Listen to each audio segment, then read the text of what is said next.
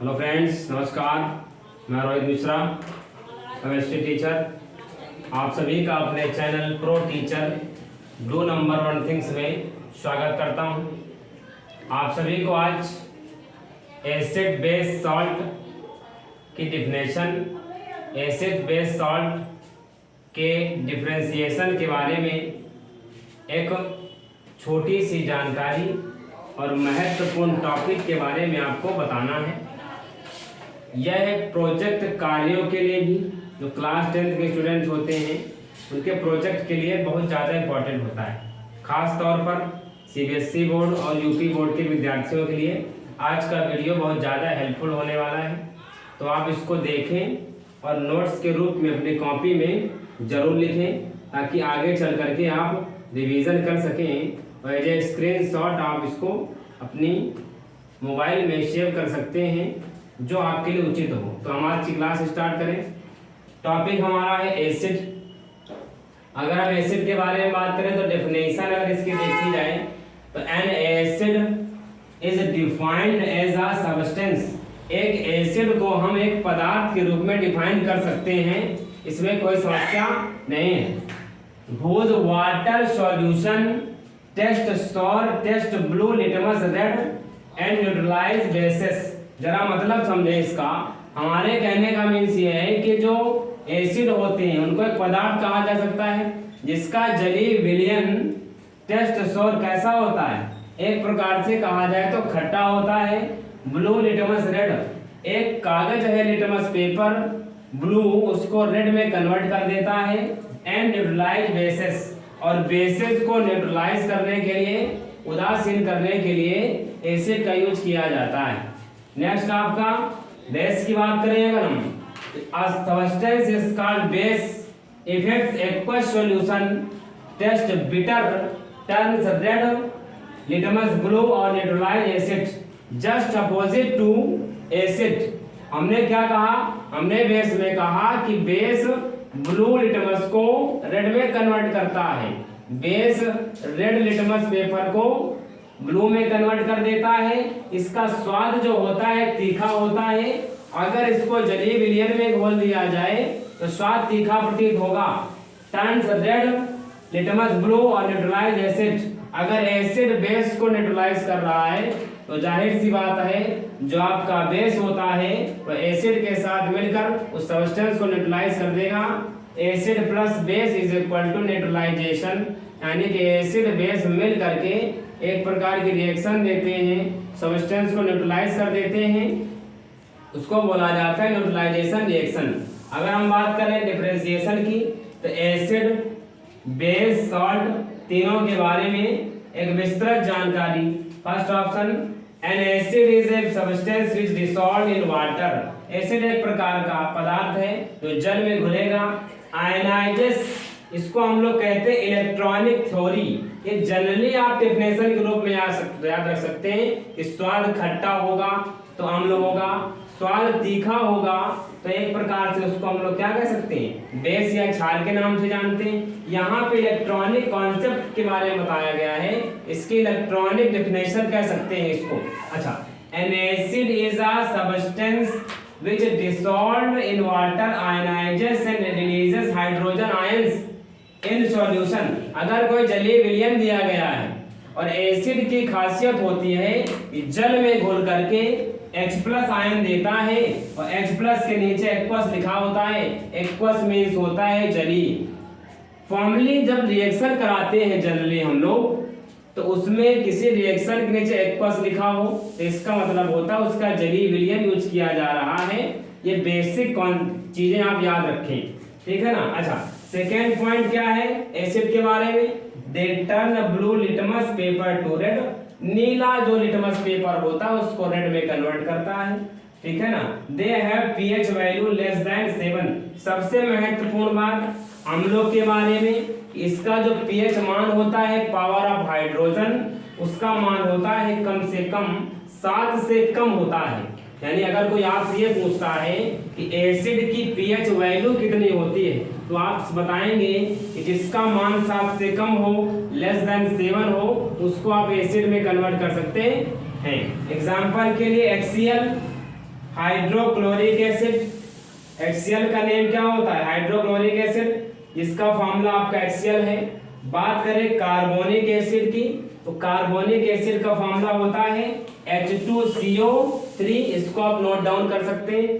Third है sulphuric acid, इसको sulphuric अम्ल कहें, H2SO4 होता है। फिर इसके बाद नाइट्रिक एसिड HNO3, 4 प्रकार के एसिड लिखे हुए हैं, HCl, hydrochloric acid, HNO3, nitric acid, H2CO3, carbonic acid, H3PO4 भी होता है, उसको हम लोग कहते हैं फास्फोरिक एसिड। बेस के बारे में बात कर ले। A base is a substance, base भी एक प्रकार का पदार्थ है, which dissolved in water, ionise, अगर वो जल में घुल रहा है, in ionise and releases hydroxide ions. हमने एसिड में पढ़ा एसिड H+ आयन रिलीज करता है एक्वा सॉल्यूशन में। बेस क्या करता है? एक्वा सॉल्यूशन में OH- आयन रिलीज करता है।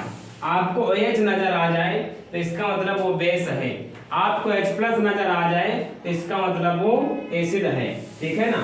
They turn red litmus paper to blue, Lal litmus paper को नीले में कन्वर्ट कर देता है, इसकी एक क्वालिटी होती है। तीसरा है they have pH value greater than 7, अगर एसिड की pH वैल्यू 7 से कम है तो इसका मतलब बेस की क्या होगी? 7 से ज्यादा होगी, और सॉल्ट है तो केवल 7 हो जाएगी। एग्जांपल जरा समझ लें, क्योंकि एग्जांपल इंपॉर्टेंट होते हैं हमारे लिए। NaOH sodium hydroxide, KOH potassium hydroxide, CaOH का whole twice calcium hydroxide, NH3 ammonia. क्या बोला हमने?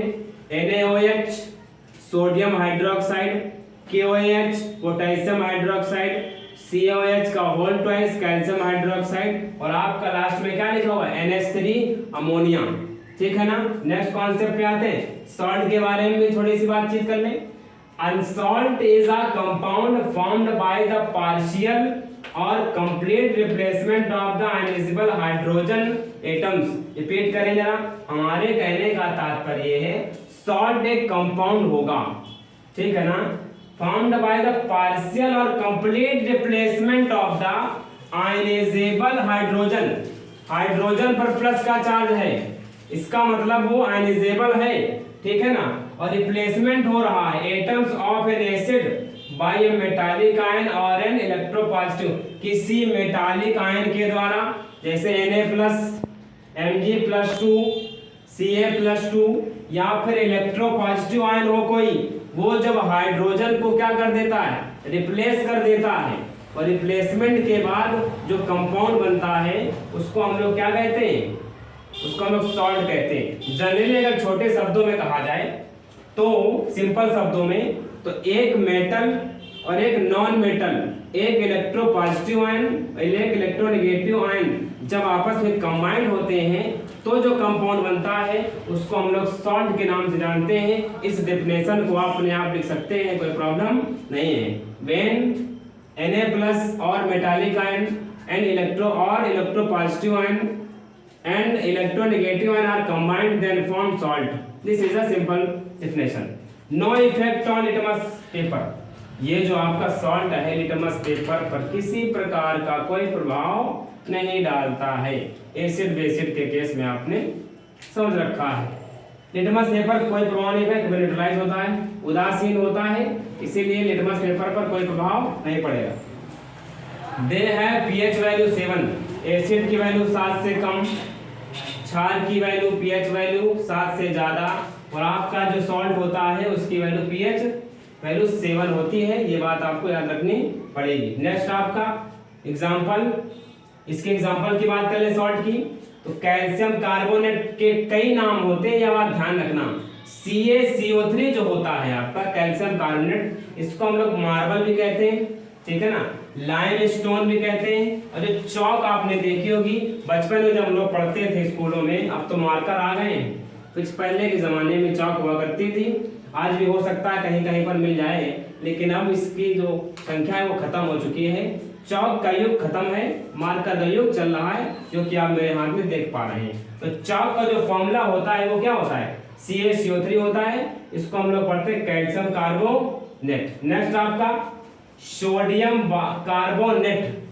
अच्छा 10H2O लिखा हुआ है, तो इसको हम लोग हाइड्रेटेड सोडियम कार्बोनेट भी पढ़ सकते हैं, क्योंकि H2O मींस होता है हाइड्रेटेड, ठीक है ना। तो सोडियम कार्बोनेट Na2CO3.10H2O। नेक्स्ट आप, अच्छा एक बात और याद रखें कि जब भी किसी का केमिकल नेम लिखा जाएगा तो ज्यादातर कंपाउंड्स में उसका एक केमिकल नेम होता है, एक कॉमन नेम होता है। मीन समझ में आया। जैसे कैल्शियम कार्बोनेट को मार्बल भी कह रहे थे, लाइमस्टोन भी कह रहे थे और चौक भी कह रहे थे। यहाँ पे सोडियम कार्बोनेट लिखा हुआ है, इसका जो कॉमन नेम होता है वो होता है वॉशिंग सोडा, ठीक है ना। इसके बाद sodium by carbonate, sodium Na, by means हो गया आपका H, CO3 मीन्स हो गया कार्बोनेट। अच्छा एक कन्वर्सेशन करें इसका, सोडियम हाइड्रोजन कार्बोनेट NaHCO3 को सोडियम बाई कार्बोनेट भी पढ़ा जा सकता है। इसके बाद सोडियम क्लोराइड की बात आ जाए, नमक की बात करें हम लोग, इसको हम लोग क्या बोलते हैं, कॉमन सॉल्ट NaCl होता है। तो कितने एग्जांपल के बारे में बात किया हमने, calcium carbonate CaCO3, sodium carbonate Na2CO3, sodium bicarbonate NaHCO3, और इसके बाद कॉमन सॉल्ट की बात की NaCl यानी कि नमक। इस तरह से टॉपिक हमारा समाप्त। आज हमने चर्चा की एसिड के बारे में, बेस के बारे में, सॉल्ट के बारे में, इसकी डिफिनेशन के बारे में, इसका जो डिफरेंस होता है उसके बारे में। जाते जाते एक बात आपको ये कहना चाहूँगा कि केमिस्ट्री जैसे सब्जेक्ट में केमिकल फार्मूलों की वैल्यू बहुत ज़्यादा होती है। मैंने कई बार बताया है कि अगर आपको केमिकल फार्मूला प्रॉब्लम है तो आप उनको एक नोट डाउन कर लीजिए एक तरफ से, चाहे ऑर्गेनिक क्यों हो चाहे इनऑर्गेनिक क्यों हो, सब फार्मूलों को एक तरफ से कॉपी में लिख लीजिए, बार बार उनको रिवाइज करिए, याद करिए। कोई रिएक्शन नहीं है, कोई ऐसा कंपाउंड नहीं है जिसके बारे में आपको जानकारी ना हो पाए, ये तरीका अपना सकते हैं।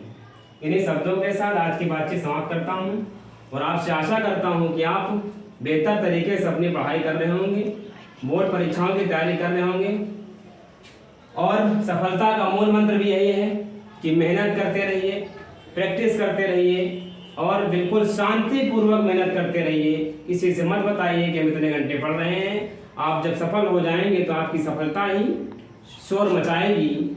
शांत हो करके बिल्कुल मेहनत करिए। इन्हीं शब्दों के साथ आज की बात समाप्त। Thank you very much.